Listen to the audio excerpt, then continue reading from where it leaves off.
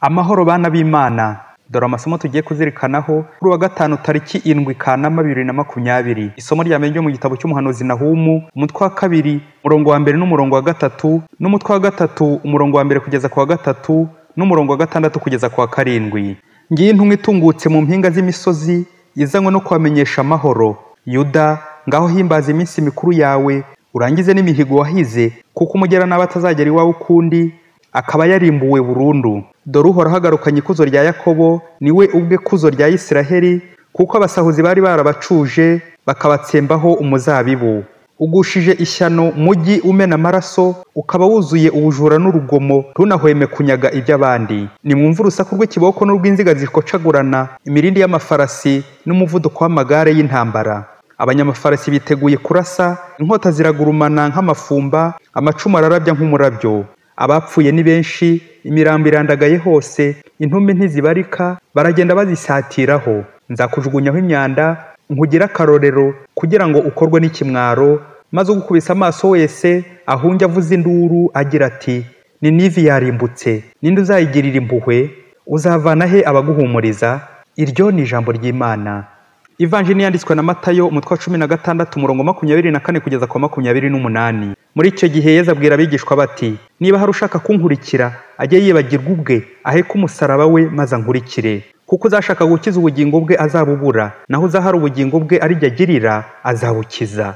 Umuntu watunga isi yose ariko akabura ubugingo bwe, byaba bimumariye iki? Cyangwa se umuntu yagurana iki ubugingo bwe? Kandi Umwana w'umuntu agomba kuzagaruka mu ikuzo rya Se, ashagawe n'abamarayika, maze ubwo akagororera umuntu wese akurikije imigirire ye. Ndababwira ukuri, mu bari hano harimo abatazapfa batabonye Umwana w'umuntu aje mu ikuzo ry'ingoma ye.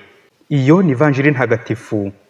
Bana b'Imana, wabishaka ajye yitanga uko ashoboye avunike, ababarira abandi. Uyu munsi amasomo matagatifu aradufasha kuzirikana ku ngingo iryoshye cyane kandi ya ngombwa itabura mu buzima bw'umukristo. Ni umusaraba. Twara umusaraba wawe. Tugiye kureba urugendo rurerure umusaraba wakoze kugira ngo tugereho nk'uko tuwuzi nk'abakristo. Ni amagambo abiri y'impusane, umuvumo n'umugisha, urupfu cyangwa ubuzima.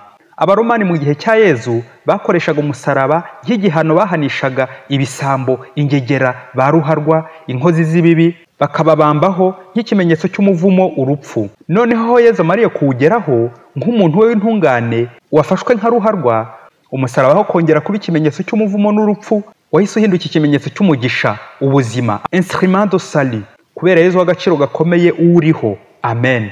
Guhera ubwo umusaraba uhita uba symbole de vie, ikimenyetso cy'urupfu n'izuka bya Kristo, ikimenyetso cy'ibanze kandi cyangombwa cy'umukristo. Umusaraba niryo bendera ryacu abakristo.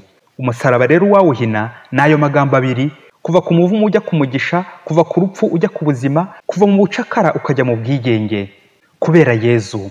Twumvise mu isomo rya mbere umuhanuzi Nahumu atangaza igihe cy'amahoro, igihe cyo kurangira k'ububasha bw'ingoma y'agahotozi y'Abanyasiriya, abakandamije umuryango w'Imana bakamena amaraso. Aho hose igihe kizagera basenyuke. Bagize bati, ugushije ishyano mugi umena amaraso, ukaba wuzuye ubujura n'urugomo, ntunahweme kunyaga iby'abandi. Ye baba we, bavandimwe, nguko uko Imana idukura ku ngoyi z'abadushikamira, Yezu akaturuhura imitwaro yari turemereye, imisaraba yacu, tukareka Yezu akayidutwaza. Anabyo yadusabye mu Ivanjili ati, niba hari ushaka kunkurikira, aheke umusaraba we maze ankurikire. Nyuma yo kubona urugendo rurerure umusaraba wakoze, uva ku muvumo ukajya ku mugisha, uva mu rupfu ujya mu bugingo, Yezu wahetse umusaraba kubera ibyaha byacu no kugira ngo aducungure, adusubize ubuzima. Hari ubwo dukomeza kwijisha no kwiraza inyanza, tukagumya tumushakira kuri cya giti bamumanitseho. None muvandimwe, umusaraba Yezu ansaba guheka ni uwuhe? Umusaraba kenshi dukunze kuwuha inyito y'ububabare gusa tukagarukiraho, bityo bigatuma n'uwagiye kurwana hambaye bakamumena uruguma, umugabo wasa urushyi umugore we akamumena ijisho, umugore akaruma umugabo w'amazuru yose akayakembura. Ibyo byose tukabyita ngo ni imisaraba ya Yezu. Nyamara umusaraba bavandimwe ni ububabare, atari byo wikururiye, ahubwo ububabare buganisha ku byishimo, ibyishimo Yezu aduha. Tugendeye kuri aya magambo abiri y'impusane, tugiye kureba ubwoko bubiri bw'ingenzi bw'imisaraba: umusaraba wawe n'umusaraba wa Kristo. Ijambo umusaraba n'ijambo ubuzima, nk'uko Yezu yabivuze mu Ivanjili y'uyu munsi ati, uzahara ubugingo bwe ari jye agirira azabukiza. Twashyiramo ikimenyetso cyabihwanye umusaraba mu buzima bw'umukristo ko ari ndatana. mu isomo rya filozofiya mu gice cya metafizike bavuga ko icyaremwe cyose kigira intangiriro n'iherezo. Ni nayo mpamvu gishobora guhura n'ubushanguke kuko gihura n'ikibi kikaba cyacyangiza. Le mal c'est la corruption du bien. Ikibi kitabaho ku bwacyo cyo kiza cyangiza icyiza cyari gisanzwe gihari. Nibyo koko bavandimwe, Imana yaduha ubuzima kugira ngo tutirara, ahubwo turwane inkundura. Ubuzima burimo umusaraba cyane cyane ku bantu bakuru, umusaraba w'irari ry'umubiri n'ibintu, la concupiscence. Uwo musaraba tugendana nawo atari ukugira ngo tudohoke twiyandarike, ahubwo dukomeze urugamba turwana na shitani rwa rumamfu yaje kubiba nijoro. Nka wa mugabo unyagirwa n'abandi agataka ngo we yaboze, wajya kubona ukabona umukobwa uzi ko abatuye isi dusangiye umusaraba w'umubiri. Mu rwego rwo gukwepa uwo musaraba yihaye gufata imiti yo kuringaniza urubyaro, ibinini, inshinge n'udupira ngo waturushye muri wa mubiri.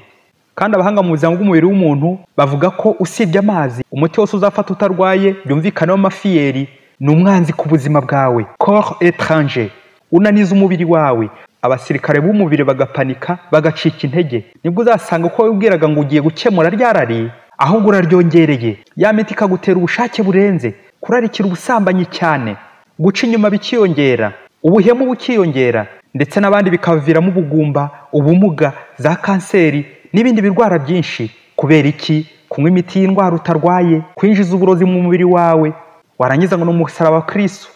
Oya mubyeyi, hari umusaraba Yezu yaguhaye w'ubuzima dusangiye twese, none ushatse kwiyorohereza, urawunusuye, byumvikane uhindutse uwawe bwite. Washatse kwegezayo Yezu wagombaga kugufasha kuwuheka. Ni nabyo Yezu yagize ati, uzashaka gukiza ubugingo bwe azabubura, nguko kurindagira. Bavandimwe, ubuzima butarimo Yezu ni umusaraba w'umuvumo, ni urupfu. Mu bitaro bimwe hirya kure muri Afurika ngo hari umugore utaremeraga Kristo. Noneho umunsi umwe ajya kubyarira mu bitaro bya Kiliziya Gatolika, aho usanga muri buri cyumba hamanitse umusaraba. Nuko umugore asaba muganga ati, manura uriya musaraba, sinshaka ko umwana wanjye yaza kuvuka akawubona. Muganga amaze kumanura, wa mubyeyi arabyara, ariko abyara umwana uhumye. Bigeze nk'ibyumweru bibiri atarabona, wa mugore ari mu gahinda kenshi, yibaza ukuntu umwana wavukanye ubumuga. Nuko muganga yongera kumanika wa musaraba, ako kanya wa mwana ahita abona.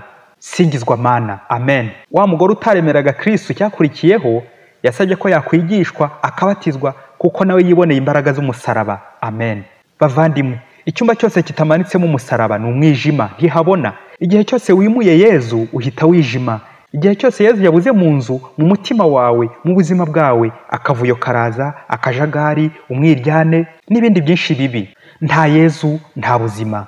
Bikira Mariya yahanuye ikibeho ati, umwana wa Mariya ntatana n'umusaraba, ntawe ujya mu ijuru atababaye. Muvandimwe, akenshi Imana iguha umusaraba izi ko wawushobora. Byumvikane ko kuwushobora ntabwo ari ku bwawe, ni ugufatikanya na Yezu nk'uko yabitubwiye. Ibibazo by'ubuzima duhura nabyo, abana bakunaniye, uwo mwashakanye agakubera ibamba, umusaraba akajya yikubira umutungo wose, uwo mukorana udashobotse, umusaraba w'ubukene, uburwayi budakira, kubura urubyaro, gutotezwa, umusaraba coronavirus twese twibasiye abatuye isi muri iyi minsi, ibitutsi, kubura urushako, ibibazo byinshi byaburiye ibisubizo. Iyo yose ni imisaraba tugomba guheka. Iyo yitwaye nabi wagera mu nzira ukayinusura, ukayicamo, ukivovota, ukivumbura, ukiheba, ihinduka iyawe bwite. Yezu ukaba umukuye mu mujishi, bikarangira ibaye umuvumo aho kuba umugisha, igahinduka urupfu rwawe aho kuba ubuzima. Hari intero 3 z'abahanga batatu ngiye gusorezaho zidushishikariza guheka umusaraba tutinuba, tukarwana urugamba rw'inkundura.